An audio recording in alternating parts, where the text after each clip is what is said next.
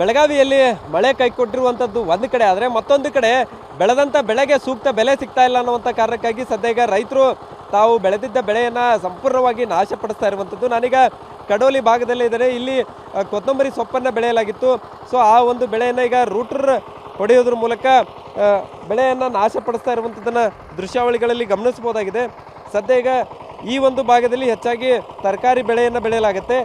ಈ ಒಂದು ಏನು ಒಂದು ಕಡೆ ದರ ಕುಸಿತ, ಮತ್ತೊಂದು ಕಡೆ ಬೆಳೆದಂಥ ಬೆಳೆ ಒಣಗಿರುವಂಥ ಕಾರಣಕ್ಕಾಗಿ ಮಾರುಕಟ್ಟೆಯಲ್ಲಿ ಅದಕ್ಕೆ ಯಾವುದೇ ಡಿಮ್ಯಾಂಡ್ ಬಾರದ ಹಿನ್ನೆಲೆಯಲ್ಲಿ ಸದ್ಯ ಈಗ ಈ ರೀತಿ ರೂಟರನ್ನು ಹೊಡೆಯೋದ್ರ ಮೂಲಕ ಸದ್ಯ ಈಗ ಕಂಪ್ಲೀಟಾಗಿ ಬೆಳೆ ನಾಶವನ್ನು ತಾವೇ ಕಷ್ಟಪಟ್ಟು ಬೆಳೆದಂತಹ ಬೆಳೆಯನ್ನು ನಾಶಪಡಿಸ್ತಾ ಇರುವಂಥದ್ದು.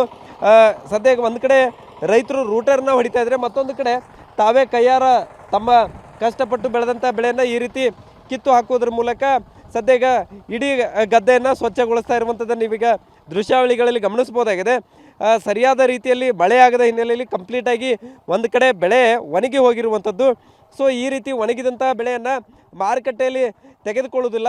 ಚೆನ್ನಾಗಿದ್ದಂತಹ ಬೆಳೆಗೇ ಸರಿಯಾದ ರೀತಿಯಲ್ಲಿ ಬೆಲೆ ಇಲ್ಲ. ಹೀಗಾಗಿ ಈ ರೀತಿ ಮಟ್ಟಿಗೆ ಬಂದಂತಹ ಬೆಳೆಯನ್ನು ಕೂಡ ಈಗ ಮಾರುಕಟ್ಟೆಯಲ್ಲಿ ತೆಗೆದುಕೊಳ್ಳದ ಹಿನ್ನೆಲೆಯಲ್ಲಿ ಅನಿವಾರ್ಯವಾಗಿ ರೈತರು ತಮ್ಮ ಬೆಳೆಯನ್ನು ತಾವೇ ಕೈಯಾರ ನಾಶಪಡಿಸ್ತಾ ಇರುವಂಥದ್ದು. ನಮ್ಮ ಜೊತೆಗೆ ರೈತರಿದ್ದಾರೆ, ಅವ್ರನ್ನ ಮಾತಾಡ್ತೇನೆ.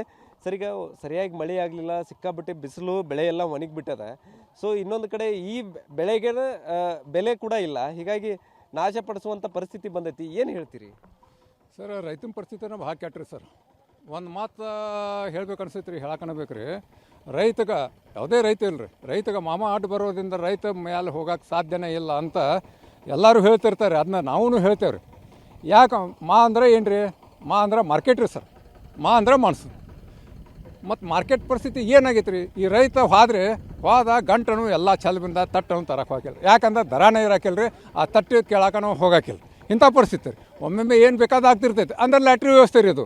ಆ ಲ್ಯಾಟ್ರಿ ವ್ಯವಸ್ಥೆದೊಳಗೆ ರೈತ ಏನು ಆಗ್ತೈತಿ, ರೈತನ ಪರಿಸ್ಥಿತಿ ಏನು ಹೇಳಕ್ಕೆ ಬರೋಂಗಿಲ್ಲ ರೀ. ಆನಂತರ ಮಾರ್ಕೆಟ ಆ ನಮೂನೆ ಆತಂದ್ರೆ ಮಾನ್ಸೂನ್ ಏನು ನಮೂನೆ ರೀ. ಈಗ ನೋಡಲ್ಲ, ಈಗ ಮಾನ್ಸೂನ್ ಜೂನ್ ತಿಂಗಳ ಬರಬೇಕಾಗಿತ್ತು ಮುಂಗಾರು. ಆ ಮುಂಗಾರು ಮನೆ ಕೈ ಕೊಡ್ತೀರಿ. ಮುಂಗಾರು ಮಳೆ ಕೈ ಕೊಡ್ತಂದ್ರೆ ಮುಂದೆ ಅದು ಟೈಮ್ ಕಡೆ ಇಲ್ಲ ಆಗ್ತೈತೆ ರೀ ಸರ್. ಟೈಮ್ ಕಿಲ್ಲ ಆತಂದ್ರೆ ಬೆಳೆ ಎಲ್ಲ ಬಂದಿದ್ದನೋ ಹೋಗಿಬಿಡ್ತೈತೆ ರೀ. ಈ ರೀತಿ ಆಗೈತೆ ರೀ. 97ದಾಗ ಎಲ್ಲ ಆಲೂಗಡ್ಡೆ ಎಲ್ಲ ಕಡೆ ಬೆಳಗಾವಿ ತಾಲೂಕದಾಗ ಎಲ್ಲ ಕಡೆ ಬೆಳೆದು ರೀ ಸರ್. ಆದರೆ ಕೊನೆ ಕ್ಷಣದಾಗ ಮಳೆ ಹೋಗಿಬಿಡ್ತಾರೆ. ಆ ನಂತರ ಏನೈತಿ, ಯುದ್ಧ ರಾಶಿ ಗಂಟ್ಲೆ ಇತಿಹಾಸನ ರೀ.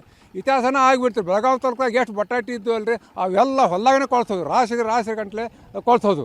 ಅದು ಯಾಕೆ ಹಂಗೆ ಆತಂದ್ರೆ ಬರೋಬ್ಬರ ಟೈಮ್ಗೆ ಮಳೆ ಇಲ್ಲ ಆತದ. ಅವಾಗಲೂ ಲೇಟಾಗಿ ಮಳೆ ಬಿದ್ದಿತ್ತು ಸರ್. ಈ ಪರಿಸ್ಥಿತಿನೂ ಹಂಗೆ ಐತ್ರಿ ಸರ್. ಈಗ ಏನೈತೆ ರೀ, ಲೇಟಾಗಿ ಅಂದ್ರೆ ಯಾವಾಗ ಬಿದ್ದತ್ತೋ ಏನು ಗೊತ್ತಿಲ್ಲ ರೀ. ಜೂನ್ ತಿಂಗಳದಾಗ ಮಳೆ ಬರಬೇಕಾಗಿತ್ತು. ಎಲ್ಲ ಕಡೆ ಹಸಿರು ಕಾಣಬೇಕಾಗಿತ್ತು. ಹಸಿರೆಲ್ಲ ಎಲ್ಲ ಕಪ್ಪು ಭೂಮಿ ಕಾಣಕತ್ತೈತಿ. ಇದ್ರ ಕಾರಣ ಈ ಮಳೆ ಹೋಗೈತೆ ರೀ ಟೈಮ್. ಈ ಮುಂದಾದ್ರೂ ಉಪಯೋಗ ಆಗಿಲ್ಲ ರೀ ಸರ್. ಬೆಳೆದಿದ್ದ ಬೆಳೆ ಅಂದ್ರೆ ಇದು ಭಾಳ ಕೆಟ್ರಿ. ಇದು ಎಲ್ಲ ದರ ಏನೈತಲ್ಲ ವಿಚಿತ್ರ ಐತ್ರಿ ಸರ್. ಯಾವಾಗ ಏರ್ತೈತೋ ಯಾವಾಗ ಬೀಳ್ತೈತೋ ಇದೇನೂ ಗೊತ್ತಿಲ್ಲ ರೀ. ಊರು ಸೊಟ್ಟು ಆದ್ಮ್ಯಾಗ ಇಲ್ಲಿ ಭಾಳ ಸ್ವಸ್ಥ ಆತಂತ. ಆದರೆ ಈ ರೀತಿ ಎಲ್ಲ ಬೆಳೆ ನಾಶ ಆದ್ಮ್ಯಾಗ ಇದು ಬೆಳೆ ದರ ಏರ್ನೇ ಆಗಿರ್ತೈತೆ ರೀ. ಅದ ಎಲ್ಲ ಕಡೆ ಪ್ರಚಾರ ದರ ರೈತನ ಬೆಳೆ, ರೈತನ ಜೀವನ ಸುಖ ಆತಂತ ಎಲ್ಲ ಟಿ ವಿ ಪೇಪರ್ದಾಗ ಬರ್ತೈತೆ ರೀ. ಅದು ವಾಸ್ತವಿಕತೆ ಇಲ್ಲಿ ಇರ್ತೈತಿ. ಯಾವಾಗ ಏನು ಬೇಕಾಗ್ತದೆ. ಇದು ಈಗಾಗಲೇ ಎಕರೆಗಟ್ಟಲೆ ಹೊಡೆ ಚೆಲ್ಲಿದನ್ರಿ. ಈಗ ಉಳಿದಿದ್ದು ಇಷ್ಟ ರೀ ಸರ್. ಇದು ಹೋಗಾಗ್ತಾ ಇರಲಿಲ್ಲ. ಒಂದು ಎಕರೆಗಿಲ್ಲ ಅಂದ್ರೆ 30,000 ರೂಪಾಯಿ ಖರ್ಚು ಬರೋದೈತೆ ರೀ. ಯಾವುದೂ ಬೆಳೆ ತೊಗೊರಿ. ಅದು ಸಾಗುವಳಿ ಮಾಡ್ಬೇಕಲ್ಲ.